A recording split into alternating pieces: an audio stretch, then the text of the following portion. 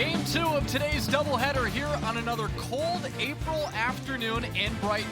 Boston College took Game 1 by a score of 3-1 after a great pitching performance from Kelly Colleran, and now they go for the Twin Bill sweep. As we take a look at the ACC standings, Boston College now in the 11th spot, Louisville a little bit back there at 4-10, but of course 12 teams make the ACC championship, and we'll see which of these teams, if any of these teams, will ultimately end up making it. Alongside Luis Sanchez, I'm Joe Weil. And Luis, fun Game 1. We saw some great pitching from Boston College's side, and then in the 5th inning, they played a little bit of small ball to grab the lead.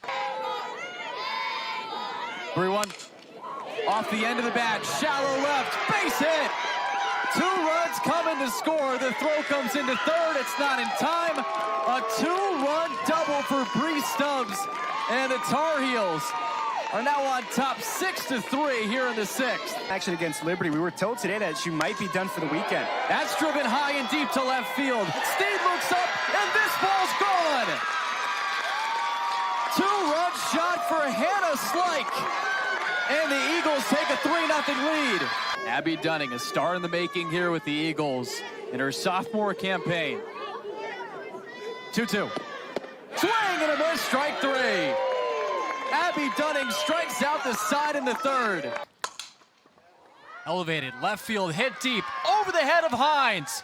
2 runs coming to score. A 2-run double for Madison Pickens. And the Cardinals now lead 5-1 in the 7th. They always say major setbacks are platforms for major comebacks. Ground ball through the right side, base hit. 1 run comes in to score. Here comes Stubbs. She crosses home plate. 2 more home for the Tar Heels in the 6th. A 2-run knock for Abby Settlemeyer. And UNC now leads 8-3. Bottom of the 1st inning, the Tar Heels went down to 1-2-3 in the top of the 1st, and here is the starting 9 that the Eagles will roll out on the offensive side of things. Maddie Carpy leading things off, and then Hannah Slike in the 2 spot. She leads this Eagles team in batting average, hits, runs, and slugging percentage, but she also comes into this game with a 12-game inning streak. Yeah, picked up a hit in each of the games of the series on Friday. You see Lily Backus getting the start again. Again, a rematch of Friday's pitchers duel. And Backus, maybe 1 bad inning. Everything else was really good. She dominated strike zone, really fooled BC's hitters a lot in the box. We'll see if she kind of learns from that performance on Friday, shuts down this Eagles lineup. And it was a nice battle back effort for the Eagles in that first game of that Twin Bill. Counted 2-0 here on Carpy, who's batting 204 on the season, but it was in the 3rd inning. UNC takes a 1-0 lead, but the Eagles came right back with 3 in the bottom of that frame and ended up winning that game 3-1. Swing and a miss. And so far this season, the middle innings, the 3rd and the 4th for the Tar Heels have been really difficult. It's the 2 innings that they are being outscored in, while every other inning so far this season, they've been able to outscore their opponents. But those 2 have been the ones that they have to get through. Those are the 2nd and 3rd time around the order. Counted 3-1. But it's an important part, right? When you get to see the familiarity of a pitcher that 2nd or 3rd time around, you realize the adjustments that they're making as a hitter. You want to make those adjustments as well. BC was able to do that in Game 1. Again, Lily Backus is a dominant person in that circle, so we'll see if she makes the adjustments, as everybody knows she can. Hit on the ground to the left side, off the glove of the 3rd baseman, Middleton. And Carpy is aboard with a leadoff single. Well, this is just good hitting, getting on top of it. Kind of a half swing on this opportunity by Carpy. And then off the glove of Middleton. Alex Brown was making her way to cover Middleton, but because it ricochets off the glove, it goes into that open space, and leadoff runner is on for the Eagles. So a good start here for the Eagles here in the bottom of the 1st, and here is Hannah Slike, 319 hitter on the season. That's popped up. Shallow center. Stubbs calls everybody off and makes the catch. Let's take a look at the defensive alignment here for North Carolina in this game. Just mentioned Bree Stubbs in center. Skylar Brooks out in right. Carson Sneed in left. The shortstop today, Alex Brown, Destiny Middleton at 3rd. Abby Settlemeyer at 2nd. And then Kirsten Lucea at 1st. Isabella Emmerling doing the catching today. Here's Abigail Knight, the iron horse for the Eagles over the last 2 seasons, as she takes one outside for ball 1. She played every game and started every game last year. That's been the case this season as well. Yeah, making the move to third base, and she's really a utility player. You put Abby Knight anywhere on the field and she'll make plays right back in her more comfortable position at third. That's lofted foul third base side, and it's great to see for her because she missed all of 2021. So she comes off a season in which she doesn't play at all. Of course, her freshman season shortened due to COVID, but she has been out there every time the Eagles have taken the field. Yeah, part of that middle infield last year a lot with DJ Valito at short, and Knight at second.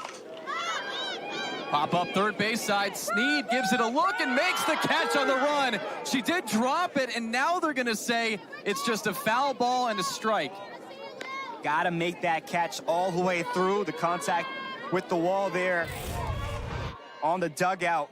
It's a great chase down by Sneed and gets there in time, but just that contact right there with the wall is going to pop the ball out of the glove.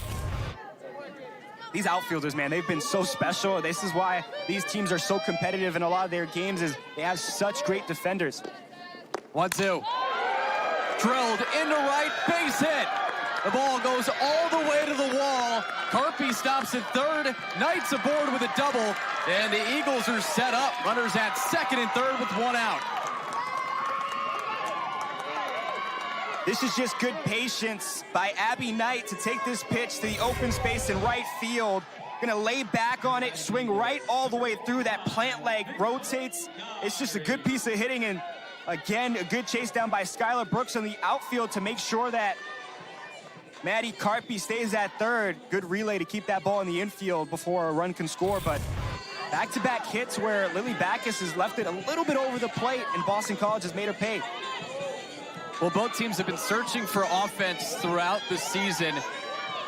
As you can see, both teams below 4 runs in terms of what they've averaged this year.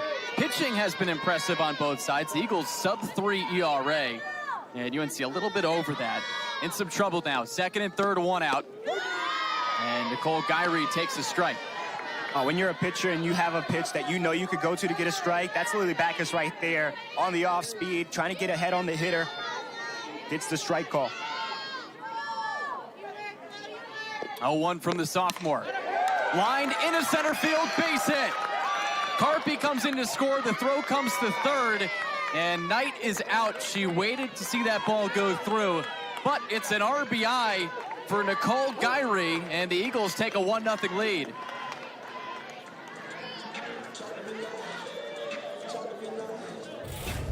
Well, Gyree's going to get a piece of this one and find the gap. But again, it's on the throw here. Knight is kind of caught up in no man's land and then decides to break late. And that's just another great throw by Stubbs. Here's Cameron Warman, now the designated player today for the Eagles. That's outside for ball one. Well, we highlighted it in the open. A great throw she made in the doubleheader. She threw out a runner at home. And going back to game 2 as a baseball from the baseball game as Boston College and NC State are facing off just not too far from here. But going back to that catch from Stubbs, that was in the third inning. 2 runners on for the Eagles and 1 out. Boston College was rallying, trying to get some runs on the board. She makes the out with the sun just over our broadcast booth, literally right in her eyes, and then a straight throw down to home to end the inning. That gave UNC a lot of confidence going into the next inning. 1 ball, 1 strike here on Warman. So the Eagles have jumped ahead here in the series finale, looking for their first ACC series win of the year. Swing and a miss, 1-2. And this is a fun matchup between 2 sophomore aces.